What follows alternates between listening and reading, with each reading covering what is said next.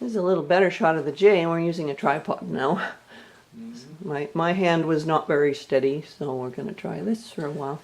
Today we've got every kind of bird and squirrel out there. We've got chickadees, juncos, squirrels, jays, and flickers. And flickers. That's what tripods are for. Yeah, well, because, you know, my steadiness is not that great, so I'm still learning how to use it, too. But, yeah, look at him gulp stuff down. I like watching that squirrel there. Well, I'm trying to get a shot of him. I don't know if I can or not. Yes, I can. Here we go.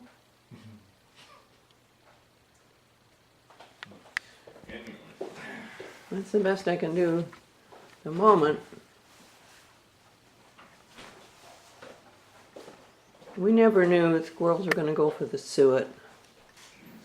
We had the suet on a sort of a chain, and it swung back and forth, and nobody could really get it, except the chickadees. Trouble is now everyone is getting in on the act. And maybe the flicker will come back, because we're hoping it will.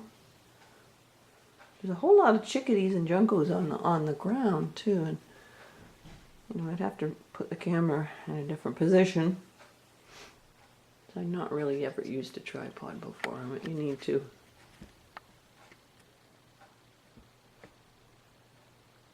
Look at him.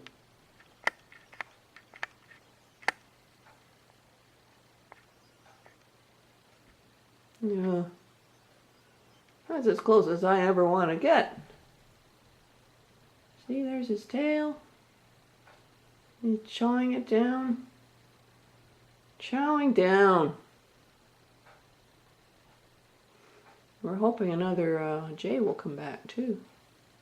He should be around pretty soon. You know, I gotta try to put this up.